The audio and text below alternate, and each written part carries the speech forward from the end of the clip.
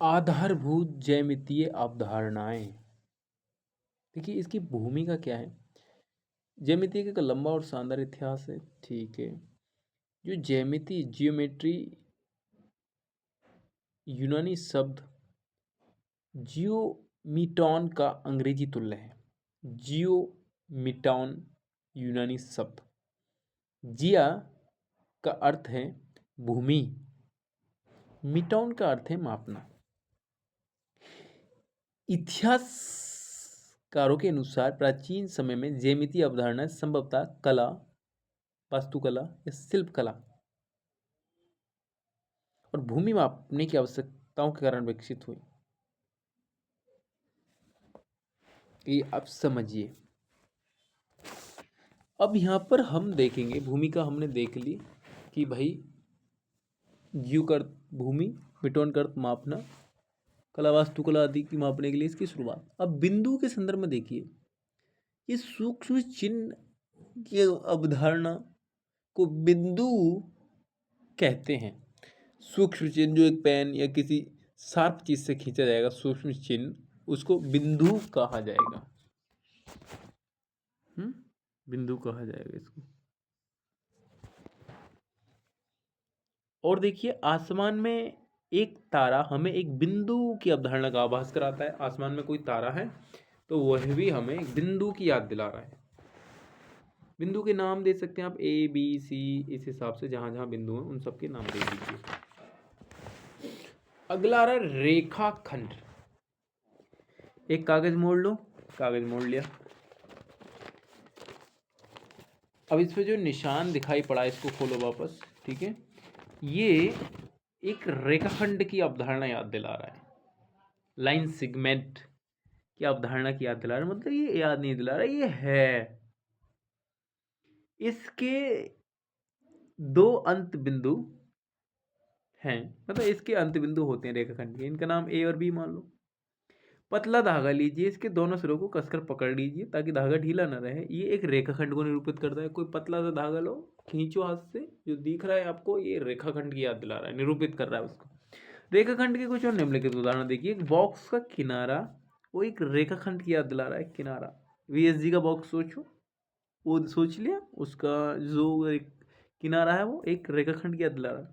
Tubelight है, देखिए tubelight सामने जल रही है, इसके जो ये दिख रहे हैं किनारे, ये भाई एक रेखाखंड की याद दिला रहे हैं। एक पोस्ट कार्ड का किनारा, हाँ जो तार आता है वो एक रेखाखंड की याद दिला रहा है।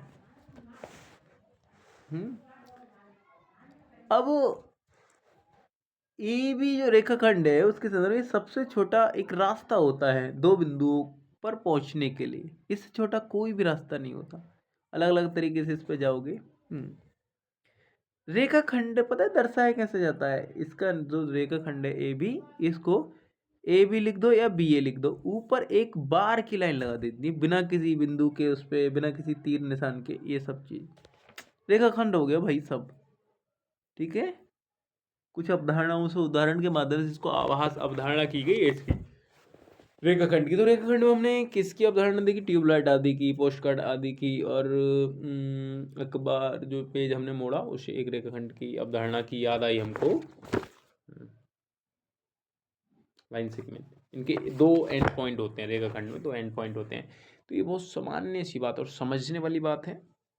रेखा, देखिए कल्पना कीजिए ए बी एक रेखा खंड को आगे एक दिशा में, जो रेखाखंड ए बी है को ए से आगे एक दिशा में, और उसी रेखाखंड को बी से दूसरी दिशा में बिना किसी अंत के, मतलब कोई अंत नहीं है, ये समझने वाली बात है, बिना किसी अंत के विस्तृत किया जाता है। मतलब कोई भी अंत नहीं, उसको विस्तृत करते जाओ, विस्तृत करते जाओ, विस्तृत करते जाओ, कोई भी इसका अंत नहीं।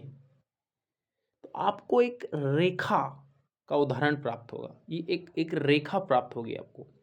ठीक है, एक रेखा प्राप्त होगी। तो बिना किसी अंत तक इसको विस्तृत करते जाओ, बढ़ाते जाओ, तो रेखा प्राप्त होगी। देखिए एक कागज पर पूरी रेखा खींच सकते हैं? नहीं। क्यों नहीं? ये देखिए दो बिंदु ए बी से होकर जाने वाली रेखा को ए बी से निरूपित किया जाता है। अब देखिए इसमें भाई साहब दोनों तरफ तीर लगा होता है, ये दोनों दिशाओं में अनिश्चित रूप से विस्तृत होती है। दोनों दिशाओं में अनिश्चित रूप से मतलब कोई निश्चित नहीं, नॉट टर्मिनेटिंग, अनिश्चित रूप से विस्तृत होती है। इस पर असंख्य बिंदु स्थित होते हैं, असंख्य बिंदु हैं जो इस पर स्थित हैं।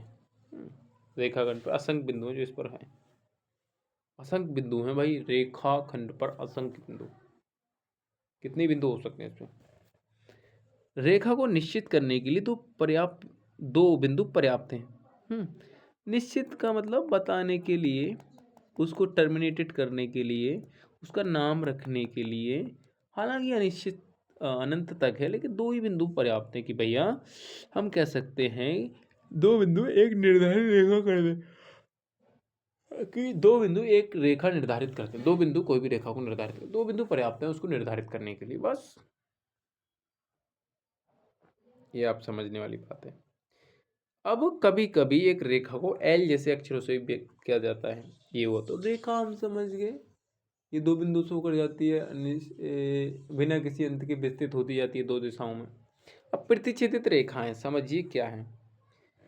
प्रतिच्छेदित रेखाओं के संदर्भ में देखना है कि यदि दो रेखाओं में एक उभयनिष्ठ बिंदु हो तो प्रतिच्छेदित रेखाएं कहलाती। दो रेखाएं हैं, उसमें कोई उभयनिष्ठ बिंदु मतलब उनकी जो नसें हैं, उनकी जो कटान बिंदु है वो एक ही है, लेकिन दो में अकेला काम कर रहा है तो प्रतिच्छेदित है।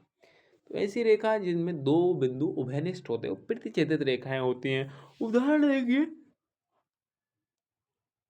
अध्याय पुस्तिका के दो संलग्न किनारे, किनारे मतलब टकराते हुए, माचिस के दो किनारे, दो सड़क आपस में टकराते हुए किनारे, परस्पर काटती हुई सड़कें, ये सब उभयनिष्ठ की रेखाएं, ये सब। अब हमें इसमें क्या देखिए,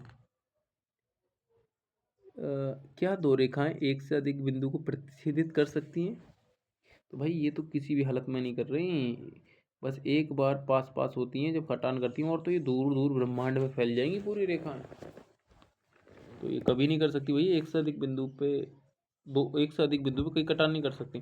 क्या दो से अधिक रेखाएं एक ही बिंदु पर? हाँ, कितनी भी रेखाएं प्रतिच्छेदित कर सकती है, ये बात बिल्कुल ठीक है, कितनी भी रेखाएं प्रतिच्छेदित कर सकती हैं, लेकिन दो बिंदुओं पे कभी कटान नहीं कर सकती प्रतिच्छेदित रेखा। तो काट के भाग रही है ना,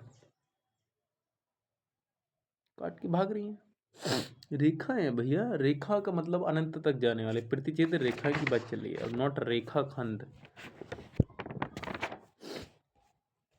समांतर रेखाओं देखिए क्या होता है भैया, जो जो परस्पर प्रतिच्छेदित नहीं करती, मतलब कि कभी भी उनका एक भी बिंदु उभयनिष्ठ नहीं होता दो रेखाओं का, वो परस्पर रेखाएं होंगी।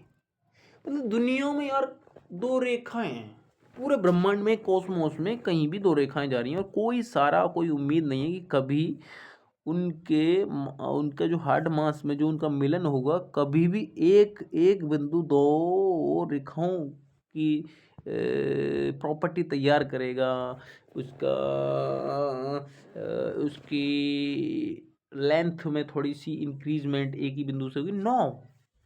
तो कभी भी ऐसी रेखा जिसकी कोई प्रतिच्छेद रेखा नहीं होगी, ठीक है। जैसे ऐसी रेखाएं जो प्रतिच्छेद नहीं करती, समांतर रेखाएं, पैरेलल, PARA, पारा बोलेंगे इसको, लल, LLEL, पैरेलल, तो इसको बोलते हैं parallels, parallels, parallel, parallel line. आप समांतर रेखाओं को कहाँ देखते हैं? इनके 10 उदाहरण ज्ञात कीजिए। कहाँ कहाँ देखते हैं? रेल की पटरी में देखते हैं, विंडो में देखते हैं, खाट पे देखते हैं, तख्त में देखते हैं, और मचान पे देखते हैं, लेंटर पे देखते हैं, ईंटों पे देख रहे हैं, और कहाँ देख रहे हैं भैया? 10 के नोट में देख रहे हैं, कागज के में, 20 के में, 50 के में, 100 के में, कमरे में देख रहे हैं। ये सब पैरेलल है, रूरल स्केल, रेल की पटरी आदि आदि। अब ये कर्ण देखिए, कर्ण, ये भी समझिए एक लाइट हाउस से निकलती हुई प्रकाश की किरणें। लाइट हाउस जो कि समुद्र में लगा होता है, प्रकाश की किरणें निकल रही हैं। टॉर्च से निकलती हुई प्रकाश की किरणें निकल रही हैं। सूर्य से निकलती हुई प्रकाश की किरणें ये निकल रही हैं। किरण रेखा का एक भाग होता है। किरण है वो रेखा का एक भाग होता है। ये एक बिंदु से प्रारंभ होती है। जो किरण है भैया एक बिंदु से प्रारंभ होगी। इसमें समझने वाली बात है कि एक बिंदु से प्रारंभ हो रही है। सूर्य एक बिंदु है, किरणें निकल रही हैं। लाइट हाउस एक बिंदु है, किरणें निकल रही हैं। टॉर्च से निकलने वाली प्रकाश की किरणें, ये सब चीज। अब देखिए ये है, तो बिंदु से प्रारंभ होती हैं और एक दिशा में बिना किसी अंत के बिना किसी अंत के, कोई अंत नहीं इनका भाई, और विस्तृत होते जा रही है, होते जा रही है, होते जा रही है। प्रकाश स्तंभ की लाइट कहाँ जाएगी, सूर्य की लाइट कहाँ जाएगी, पूरा ब्रह्मांड पड़ा है यार उसको दौड़ने के लिए, कहीं भी दौड़ सकती है, लेकिन कोई अंत नहीं है उसके विस्तरण के लिए। तो किरण इज किरण, ये समझिए किरण क्या है। अब इसमें थोड़ा सा साइंस, बिंदु इसके बारे में क्या है। किरणों पर दो बिंदु दर्शाए गए हैं। ए जो प्रारंभिक बिंदु, देखिए किरण तुम्हें यहाँ पर सामने लिखी पड़ी है। ए एक प्रारंभिक बिंदु है, पी जो किरण का एक अन्य बिंदु है। तो प्रारंभिक बिंदु के से ही उसका नाम लिखा जाएगा, तो ए पी पहला ही नाम लिखा जाएगा। इसे देख लीजिए, हम इसे ए पी से व्यक्त करते हैं। समझ लीजिए जैसे आपका हाथ है और आप कोनी से आगे को सब किरण मान लो, तो जो कोनी है आपकी, इसका नाम अगर ये रखोगे और जो एक बिंदु इस पर पी रखोगे तो इसको ए पी बोल पढ़ेंगे। कोनी मतलब कोनी, और ये हाथ का पंजा, ये सब हिसाब को थोड़ा ध्यान में रखिएगा। यदि पी क्यू किरण है तो इसका प्रारंभिक बिंदु क्या होगा, पी ही होगा। बिंदु क्यू किरण पर कहाँ स्थित होगा, कहीं भी हो सकता है स्थित है, अन्य भाग में स्थित होगा। क्या हम कह सकते हैं कि क्यू इस किरण का प्रारंभिक बिंदु है। नो, प्रारंभिक बिंदु इसलिए नहीं कहेंगे, इसका नाम बाद में आ रहा है। ठीक है, अब समझिए भैया, सामने दी गई आकृति में दी गई किरणों के नाम लिखिए। तो टी है और ये तुम्हारा सी आकार की आकृति बनी पड़ी एक प्रकार से, त्रिभुज प्रकार, टी ए और T N N B B. क्या टी इन सभी किरणों का प्रारंभिक बिंदु, हाँ दोनों का तो ये है। ये चूल्हे वाली बी बनी पड़ी है, चूल्हे वाली एक प्रकार की बी बनी पड़ी है। टी इनके वर्टेक्स पर है और एन बी इधर है एक रेखा पर, और ऊपर को ए है। हाँ तो ठीक है। अब देखिए इसमें क्या है, क्या आप इसे ओ भी कह सकते हैं। अच्छा अब दूसरी वाली आ गई इसमें, देखिए तो टी, हाँ दोनों का प्रारंभिक बिंदु हो गया। अब नीचे वाले में आ जाइए। ओ एक प्रारंभिक बिंदु है, बी तथा ए दो अन्य बिंदु स्थित हैं। तो देखिए क्या आप इसे ओ भी कह सकते हैं। अच्छा क्या, क्यों क्यों ओ भी कहेंगे, जैसे एक है प्रारंभिक बिंदु ओ है, उसमें बी और ए उस पर एक अन्य बिंदु है, तो इसको वो पूछ रहा है क्या ओ भी कह सकते हैं इसको, और क्यों कह सकते हैं। यहाँ ओ ए और ओ बी एक ही किरण को दर्शाते हैं, तो सही है भैया। प्रारंभिक बिंदु ओ है और ओ भी और ए ओ ए या एक ही किरण को दर्शाते हैं। तो अन्य बिंदु कहीं पर दो हो सकते हैं, तीन हो सकते हैं, तीनों के साथ आ जाएगा, लेकिन भैया ओ का नाम पहले आएगा, ये बात समझ लीजिएगा। क्या हम ओ ए को किरण ए ओ लिख सकते हैं, क्यों या क्यों नहीं। प्रारंभिक बिंदु को ओ ही रखना पड़ेगा, क्योंकि प्रारंभिक मतलब जहां से प्रारंभ हो रहा है, अगर उसको अगर हम चेंज कर देंगे, उसकी दिशा चेंज कर देंगे, तो वो किरण दूसरी दिशा से आना शुरू कर देगी। इसलिए भैया ओ को चेंज नहीं कर सकते कभी भी। किरणों पर लगे तीर का क्या मतलब है, तीर का मतलब ये बढ़ रहा है, अनंत तक जा रहा है, इसका मतलब ये है। ठीक है, ज्यामितीय इसमें हमने देखा, भूमिका देखी, बिंदु देखा, रेखाखंड देखा, रेखा देखी, समांतर रेखा, प्रतिच्छेदित रेखा, और और और और क्या देखा, किरण देखी। अच्छा है, बढ़िया है। बेसिक से ही पढ़ना चाहिए भैया, ज्ञान की बहुत गहराई से ज़रूरत है सोसाइटी को। जिन लोगों ने ज्ञान का वाणिज्यिकीकरण कर दिया है, जो ज्ञान को बेचना शुरू कर दिए हैं, और यार अपने चीज़ों को जहाँ जिस लेवल से हमारे समाज को ज़रूरत है, वहाँ यार जो ज्ञान की वंचना में जो लोग सताए जा रहे हैं, तो उस ज्ञान को हमें एक अच्छे फॉर्मेट में तैयार करके लोगों को देना है और ये सिखाना है कि ज्ञान सीखते समय तुम दर्शन तथा साहित्य की खोज, अपनी खोज भी कर सकते हो, हँसकर ज्ञान सीख सकते हो। धन्यवाद।